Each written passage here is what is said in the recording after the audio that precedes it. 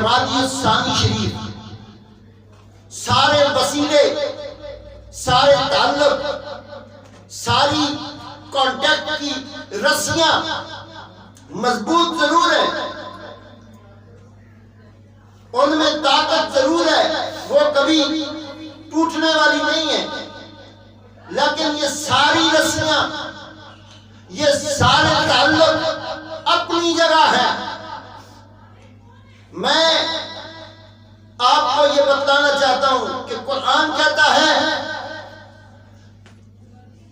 وَيَوْمَ نَبْعَثُ فِي كُلِّ أُمَّةٍ شَهِيدًا عَلَيْهِمْ مِنْ أَنفُسِهِمْ۔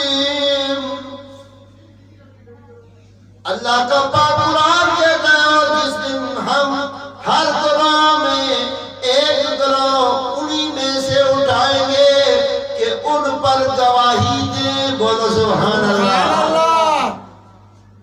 ایک گروہ، ایک بندے کی بات نہیں ہے، پورا گروہ ہے، اور انہی میں سے مراد یہ ہے کہ جن کو آپ کچھ نہیں سمجھتے، مراد یہ ہے کہ وہ آپ کہتے ہیں جی ساڑھے محلے دے وچ ہماری گلی میں سادات کے گھر بھی ہیں، لوگ تو بعض پنجاب میں کہتے ہیں جی شاہاں دے گھر بھی ہیں، سید زادیاں دے گھر بھی ہیں، لیکن جب آپ قرآن کا مطالعہ کرنے نکلتے ہیں، جب آپ قرآن پڑھتے ہیں تو آپ کو یہ پتہ چلتا ہے کہ وہ گھر جن کو آپ شاہاں دا گھر، سید زادیاں دا گھر، پیرہ دا گھر کہتے ہو، اصل میں جو گھر قرآن نے بیان فرمائے ہیں، جو گھر قرآن نے بیان فرمائے ہیں، ان گھروں کو گروہ کا نام دیا ہے، اور فرمایا یوم نبعث فی کل امت شہیدا علیہم من انفسہم۔ قیامت والے دن تمہیں جس چیز کا سب سے زیادہ ڈر ہوگا وہ تمہاری اعمال کا ڈر ہوگا، اپنے اعمال کی گٹھڑیاں اٹھا کر پریشان ہوگے، وزن زیادہ ہوگا، اور یہ وزن اتنا زیادہ ہوگا کہ اٹھانے کے لیے آپ کی پیٹھ تیار نہیں ہوگی کہ یہ وزن اٹھا لیں۔ آج کل 2 کلو 4 کلو کا لفافہ اٹھانے کے لیے، 5 کلو 10 کلو کا لفافہ اٹھانے کے لیے بھی بازار سے مزدور پکڑتے ہو، یہ میرے کو چکے نہیں جاتا۔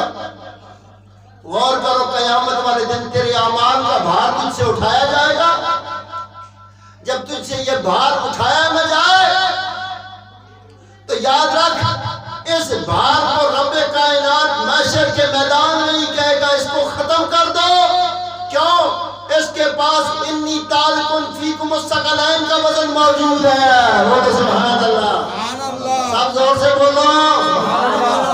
یہ جو ثقل ہے نا، ثقل، انی تارکن فیکم الثقلین، قرآن اور اہل بیت کا وزن، اور قرآن کہتا ہے تم میں وہ گھر موجود ہے، وہ گروہ موجود ہے، یوم نبعث فی کل امت شہیدا علیہم من انفسہم وجئنا بک شہیدا، اور اے محبوب تمہیں ان پر گواہ بنایا جائے گا، بولو سبحان اللہ، شوق سے بولو سبحان اللہ۔ کیا مطلب ہے؟ قرآن کیا بتا رہا ہے؟ قرآن کہہ رہا ہے وہ جو گروہ ہوگا نا، وہ سید زادے کہن کے نانا جی اے ساڈا مرید ہے، بولو سبحان اللہ۔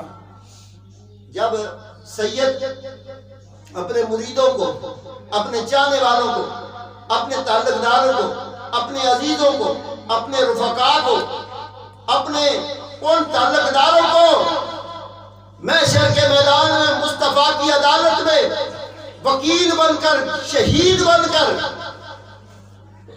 مصطفیٰ کے سامنے پیش کریں گے نا، حضرت صدیق اکبر رضی اللہ تعالیٰ عنہ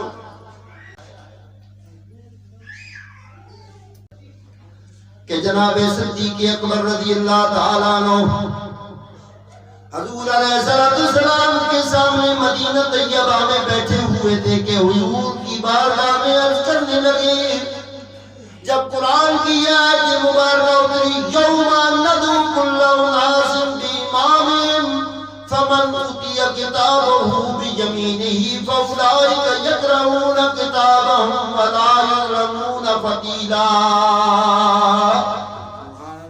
بولو بھائی سبحان اللہ، سبحان اللہ۔ جس کو نبی کے کلمے کا سب سے وافر حصہ ملتا ہے وہ زور سے بولے گا سبحان اللہ، سبحان اللہ۔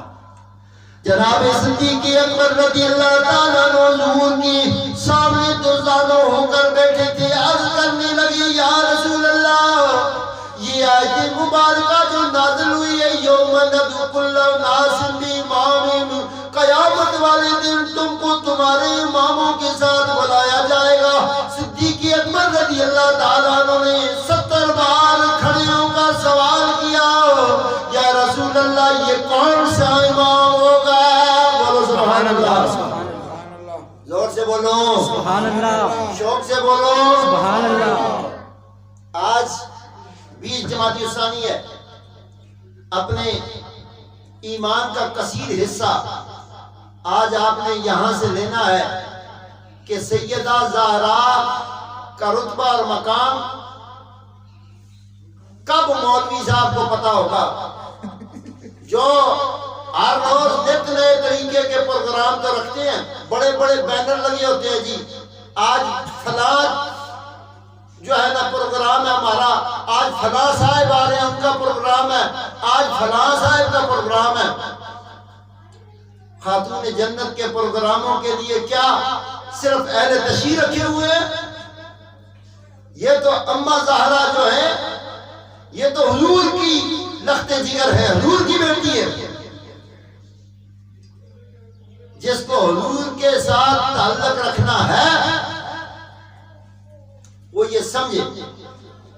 جب صدیق اکبر رضی اللہ تعالیٰ عنہ نے 70 بار نماز میں آتا ہے، 70 بار کھڑے ہو کر حضور کی بارگاہ میں عرض کیا یا رسول اللہ، یا نبی اللہ، یا رسول اللہ۔ وہ امام پر کیڑے ہوں گے، وہ کیڑے امام ہوں گے، پہلے وہ اللہ کی عدالت میں پیش ہوں گے۔ اللہ کے محبوب نے 70 بار صدیق اکبر کو بٹھا دیا۔ اتنے میں کیا ہوا کہ دروازے سے مولا کائنات مولا علی اندر تشریف لائے، حضور کھڑے ہو گئے، خود کھڑے ہو کر صدیق اکبر سے کہنے لگے اب صدیق کھڑا ہو جا، کھڑا ہو جا۔ کیا سوال کیا تھا؟ کہا یوم ندعو کل اناس بإمامہم، یہ کون سے امام ہوں گے کہ جن کے ساتھ ہمیں اللہ کی عدالت میں پیش کیا جائے گا؟ اللہ کے محبوب نے فرمایا ہر نبی اپنی امت کے ساتھ امام بن کے جائے گا، لیکن محمد کا امتی علی کا امام ہونا ساتھ لے کے جائے گا۔ یعنی رسول خدا کا امتی ہوگا تو علی کو امام مان کے جائے گا، اور علی بلائیں گے یوم ندعو کل اناس بإمامہم۔ کائنات میں کوئی کف ایسا تھا ہی نہیں سیدہ زہرا کے لیے۔ ساری کائنات کو رب کائنات نے دیکھا، بڑی بڑی پگڑیوں والے، بڑی بڑی دستاروں والے، بڑے بڑے جبوں والے، بڑا علم رکھنے والے، مگر علی جیسا علم کسی کے پاس نہیں تھا۔ کف میں چنا تو سیدہ زہرا کے لیے علی کو چنا۔ صاحبان جی علی وقار، اسی لیے یہ گھر بتایا گیا ہے۔ خاتون جنت کا ذکر کرنے والوں، صرف پوسٹر لگا کر مبارکیں دینے والوں، 11ویں کے نام پر چندے اکٹھے کرنے والوں، شرنی شکرانوں سے محلات بنانے والوں، خدا کی قسم خاتون جنت کا دن نہیں منایا۔ نہ غوث پاک تمہیں مانیں گے، نہ عبد القادر جیلانی مانیں گے، اور نہ کوئی کائنات کا کوئی ولی تمہیں مان سکتا ہے۔ کیوں؟ اگر کسی بھی سید زادے کا قدم چومتے ہو، سب سیدوں کی جو شروعات ہے سب کا شجرہ خاتون جنت سے چلتا ہے۔ زور سے بولو سبحان اللہ، شوق سے بولو سبحان اللہ۔ سب سیدوں کا شجرہ، پیران پیر دستگیر پیر عبد القادر شاہ جیلانی کا شجرہ بھی سیدہ زہرا سے چلتا ہے۔